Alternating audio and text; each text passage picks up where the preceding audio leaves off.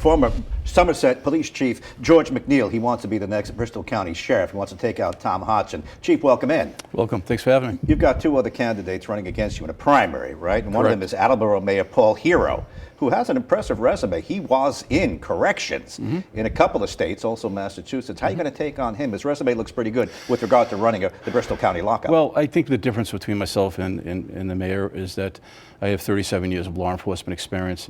I was an adjunct professor for 11 years at Bridgewater State. I've taught corrections. I've worked in the law enforcement field. I've dealt with booking of detainees. I've dealt with them in custody. I've actually had life experience doing it. I think the mayor may have been a step away from that, where I've actually been involved with it. Right. You have a law enforcement background, I do. of course, and you Yep. say you also dabbled in corrections. Correct. Right? Yep. More than dabbling?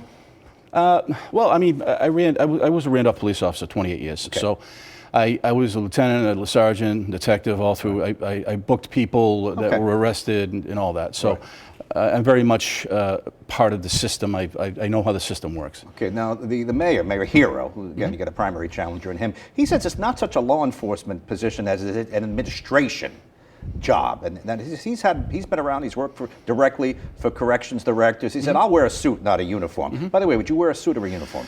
I think depending on the role, depending on the time and place, I probably wear a suit most of the time. Yeah. You know, if there was an occasion to wear a uniform, I would. But I don't think in that particular case, as a sheriff, I would wear it. Particularly in this state, I would wear a uniform. We're not they don't do a law enforcement role in Massachusetts. Well, he says it's more of an administrator's job, and he says, I'm the administrator, and he cites a lot of experience, your administrative role in this. I know you've locked guys up. I know you know where the keys are. I do. Right? I do. You know how the doors slam and everything. But have you been an administrator? Yes. Well, I ran a police department. Other than that, I mean, correctional-wise. Correctional-wise, no, I have not been a correctional administrator. But again, running a police department with a budget and manpower and knowing how to manage people and direct people, plan, organize, all of that is important to know, and understanding the cultural backgrounds of police officers and of corrections officers is a huge benefit to have, and I have that because I've dealt directly with officers, both police officers and correctional officers. I'm sure if you could run a police department, you could run anything. Pretty much, a lot of challenges tough there. stuff. Let me play your challenge of Paul Hero, and then we'll talk about Tom Hodgson, who may be tough to take out. Let's play Mayor Hero.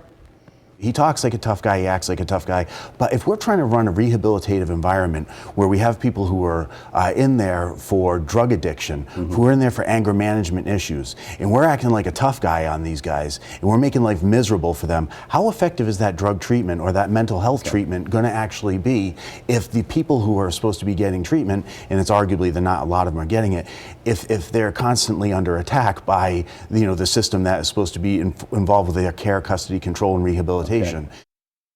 Now, he's laying out Tom Hodgson, who's been reelected time and again. Tom's a tough guy. Right? Sheriff Hodgson, he's in the headlines of one thing or another. And he is really distinguishing himself. He's not going to be that kind of a, crackdown kind of a sheriff. He's going to be he says, I'll be a smart sheriff. I'll do things differently. How will you distinguish yourself? Are you going to be more like Tom Hodgson or more like Hero? Tom Hodgson's always purported himself to be a tough on crime guy, and how that is, I scratched my head for years knowing that he's a chief for 7 years. Even before that I was a Randolph. I watched this guy, and I'm like, he says he's tough on crime. I scratch my head. I go, how are you tough on crime?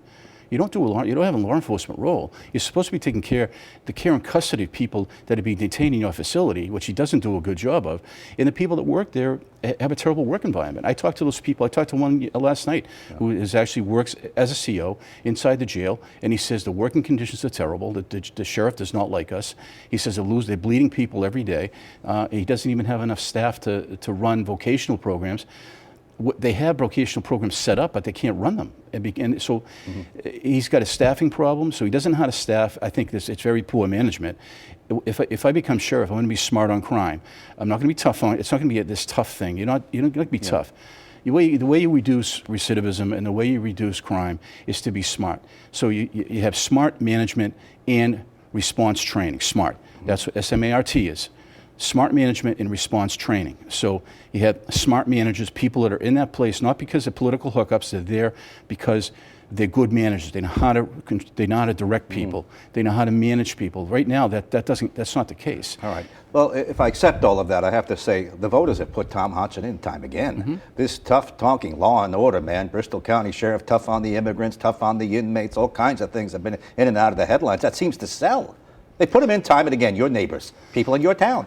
Yeah, well, this tends to be probably the reddest county in the Commonwealth. Right. There is it's red. It leans red. I think he's convinced people that he has this tough image.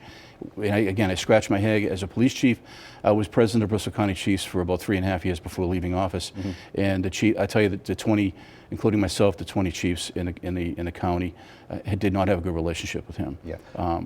Which is not a good thing. You need to network with your police chiefs in your county, All right. like most sheriffs do. First thing, let's say you win. Let's say you win in the end, you get past Hodgson. First thing, first order of business, what do you do to make the place better? Well, we have to. It's going to have to be a response, and we're going to have to do some looking around to see what needs to be changed immediately. There are a lot of problems internally. There's not enough rehabilitation. There's not enough counseling. There's a lot of mental health problems that are going on that aren't addressed, and that includes the corrections offices. There's a lot of neglect, and Tom's always been about promoting Tom, not doing a good job internally. I'm not about promoting myself. I want the place to run well, and I want the county to be safer. The way you're going to do that is you're going to help people, you're going to rehabilitate people, and I appreciate there's career criminals. There are career criminals that can't be rehabilitated, but these are houses of correction. Ash Street and Dartmouth, they're houses of correction. Nobody's sentenced here for more than 2.5 years because that's the maximum sentence for a misdemeanor in Massachusetts, unless they're being held for, it could be being held for murder or something like that, being held on bail. But there's nothing for these people when they leave there. There's no continual follow-up. So these people reoffend and they come back in. He does a release report to the police chiefs, to police departments every week. You see the people that are being released. A lot of these same faces come up all the time because they're going right back in. Well, that could happen in any county. I'm sure I can go county to county across the country. We've got problems, drugs, Sure. persistent criminals. So how is that his job? He locks them up, he feeds them, he makes sure they go to bed at night. Isn't that what the sheriff is, what you do in a lockup? No, it should be a lot more. It's a lot more than that. It's about rehabilitation. People reoffend because they have addiction problems and they have mental health issues, and they have no vocation. Some can't read or write. Some don't have a place to go. They don't have a place to live. So, that's not being soft on crime, but if you want to reduce crime, you have to stop them from reoffending. The way you're going to do that is you have to treat them. You have to give them treatment and do follow-up treatment. One of the people who works with my campaign staff is a counselor, and he tells me the horror stories all the time. He just lost someone last week that passed away that he was trying to help, but there's not enough follow-up treatment. The sheriff can do that. He can network with the communities in the county and to develop outreach programs. As a police chief, I developed my own outreach program in Somerset that got people and their families in to talk to counselors from Fall River, from Bedford, about the problems that they were having. They need to talk to people. They need this assistance, and if you don't give it to them, they're going to reoffend. How are you going to make the county safer? You're going to make the county safer by stopping these people from reoffending. And how are you going to do that? You're going to counsel them. You're going to give them the help they need. All right, but there are 30 seconds left. Sure. You've certainly distinguished yourself from Sheriff Hodgson. And by the way, the last thing I want to say is you say you'll be smarter at the job. You're not going to be easier. You're not going to be softer. You've devoted your life to law enforcement. I want to be totally fair to you. How are you going to distinguish yourself from the mayor, though, Mayor Hero? Because he told me a lot of the same stuff you're saying.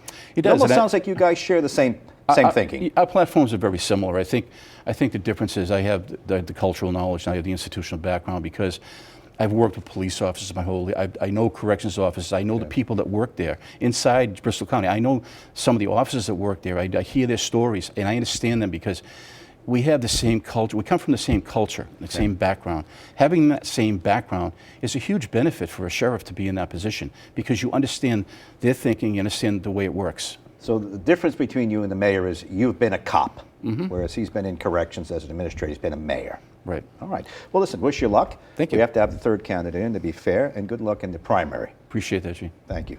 That's Chief McNeil, wants to be the next Bristol County Sheriff.